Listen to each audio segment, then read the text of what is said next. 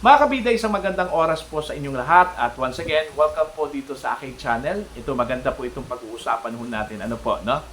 Yung reaction ho ng ilang pastors at members ho ng Baptist Church doon ho sa naging pahayag ni Congressman Benny Abante, ano po, no? Nung nakaraang Quadcom hearing nung Miyerkules, kung saan po ay naging bisita po itong si dating Pangulong Rodrigo Roa Duterte, ano po, no?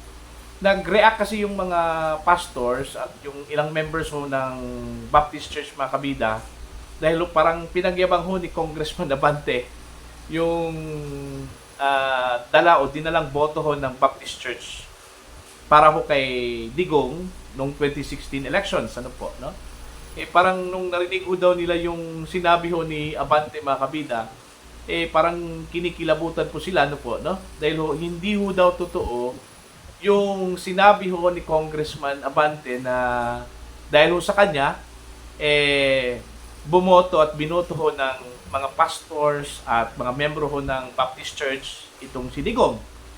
Ang sabi ho ng isang open letter, may open letter kasi, no, na nabasa ko po sa Facebook, no, from a certain Francine o Francie Perez. Yan po, ipapakita ko po sa inyo. Ayan. Yan po, no? Yung pong open letter, address po kay Congressman Abante mga kabida. At sinabi ho dyan sa open letter na yan, na hindi ho totoo yung sinabi po ni Congressman Abante, ano po, no?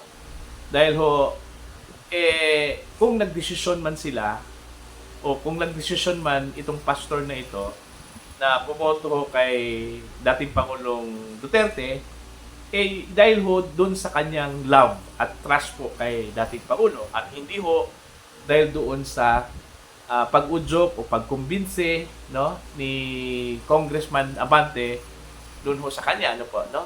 At yun din yung reaction din ng ibang mga pastors at ibang mga miyembro ho ng Baptist Church. Dahil ho, ang sabi ho, meron ho isang panayam, itong Brigada News FM Davao, sa isang pastor po, a certain pastor pareha, ano po, no? Na ang Baptist Church daw ay meron hong tinatawag ho na independence, no? Kumbaga, when it comes to choosing their leaders, lalong-lalo na during election po mga kabida, meron ho silang independence. May kalayaan pong pumili, no, kung sino yung gusto nilang piliin bilang leader ho ng bansang ito, ano po, no? Okay? So, hindi ho katulad ng Iglesia ni Cristo mga kabida na meron hong isang yung one voice lang po, no? Kung ano yung sinabi ho ng pinakataas na leader ho ng INC, yun na yung susundin doon sa ground. Hindi katulad yung Baptist Church, sabi ho ng isang pastor, sabi ho ni Pastor Pareha, ano po, no? Kaya nga, hindi ho totoo yung mga sinabi ho ni Congressman Abante, ano po, na dahil ho sa kanya, bumoto yung mga pastors ng Baptist Church. Nagyabang lang talaga itong si Abante, ano po, no? Kumbaga, binuhat lang niya yung kanyang sariling bangko, no? Dahil ho, siguro gusto siyang magpabilib doon kay dating Pangulong Duterte, no? Para ho, mayroon lang ho siyang masabi doon, doon sa dating Pangulo mga kabida, talagang malakas ang apog nitong si Mr. Abante po mga kabida. Kaya nga, yun, nasabi ho niya, no, yung ganung klaseng mga salita, no, doon ho sa dating Pangulo. Pero sa totoo lang talaga yan, isang hypocrisy kasi yun no? Hipokrito, yung ganung klase yung attitude po ni Congressman Abante. Mantakin nyo mga kabida, ano po, ito po yung isang revelation po ni Pastor Pareha na, di ba alam natin na galit po itong si Congressman Abante po doon sa mga taong nagmumura, lalong-lalo na po kay dating Pangulong Duterte. Kaya kung napansin ho ninyo nung Quadcom hearing po, nung Miyerkules, nung kanyang pambungad na salita, no, nitong si Congressman Abante, binalaan po niya itong si dating Pangulong Duterte, ano po, no, na wag magmura habang ginaganap yung Quadcom hearing, ano po. Dahil ho, meron ho silang rules diyan ho sa House of Representatives, ano po, no. So kung titingnan mo yon, kung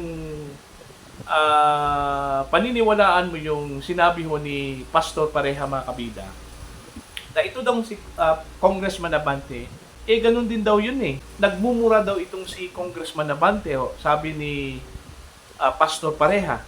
Wala hong pagkakaiba daw itong si Pastor Abante o itong si Congressman Abante at saka itong si Digong. Ang medyo advantage lang talaga ni Digong mga kabida, itong si Digong may karapatang magmura dahil hindi pastor, hindi ho man of God, hindi ho alagad ng simbahan.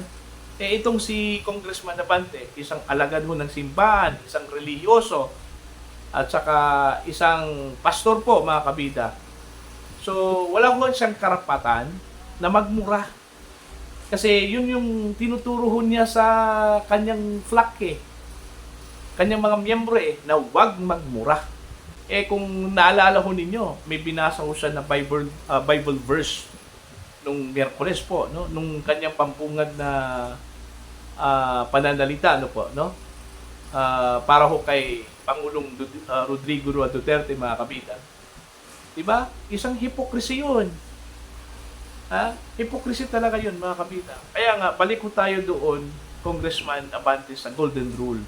Ano po yung sinabi ho ng Golden Rule po natin? No? Huwag mong gawin sa iba yung mga bagay ho na ayaw mong gawin po ng iba sa inyo. Yun po yung Golden Rule, no? Diba? Kung ginagawa ho yun ni Digong na magmura, yun kasi yung ginagawa ho ninyo Sabi ho ni Pastor Pareha, di ba? So kaya nga, kung ayaw mong murahin ka ni Digong, huwag kang magmura din, no? Doon ho sa inyong simbahan, ano po, Congressman Benny Abante, ano po, no? Kung titingnan mo itong si Abante mga kabida, parang hindi makabasag ho ng pinggan Parang pastor na pastor talaga yung dating, ano po, no? Pero kung mapansin ho ninyo yung kanyang manner doon ho sa Quadco mga kabida, parang hindi pastor, ano po, no? Nagagalit, di ba? Parang hindi pastor no? Nagagalit. Pag may mga pagkakataon ho na kailangan ho siyang maging pastor, mahinahon yung pananalita, no? Makikita mo yun sa kanya, no po, no? Kaya multi-behavioral, anong tawag dyan? Merong term yan no? Kaya nga hindi mo kumbaga, the attitude of Congressman Abante always fits to whatever place or whatever occasion it is, no? Mga kabida. So yun po yung nangyari po ngayon, no? Na meron hong nag-react ng mga pastors at mga miyembro ho ng Baptist. Kasi hindi ho lahat na nainganyo ho ni Congressman Abante. Meron siguro yung mga pastors na kakloso niya, no? Diyan ho sa kanilang simbahan, na nainganyo ho niya, na convince ho niya doon sa para ho iboto po itong si dating Pangulong Duterte. So, yun yung sa kanya, ano po, no? Pero kung sabihin mo na 6,000 pastors ho sa buong simbahan ho ng Baptist, hindi yun totoo, ano po, no? Marami hong nagre-react niyan ng mga pastor na hindi daw totoo yun. Okay? Kagaya ho ng sabi ho ng mga pastors, meron ho silang independence. Okay?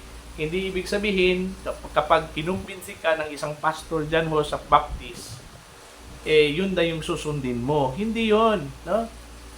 Hindi yun. Kasi may kanya-kanya po silang desisyon. So, nire-respeto yan, mga kabida, ng bawat pastor dyan ho sa Baptist Church. So, yun po. Sapul po itong si Congressman Abante, no? Na halata yung kanyang pagsisinungaling at yung kanyang pagyayabang po, no? Doon ho sa Quadcom hearing po. Doon kay Pangulong Rodrigo Roa Duterte po, mga kabida. So yun lang po yung aking piece for today. Para ho doon sa mga gustong mag-comment, you can drop your comments dito ho sa video ito. Thank you very much. Maraming salamat po sa inyong lahat, mga kabida.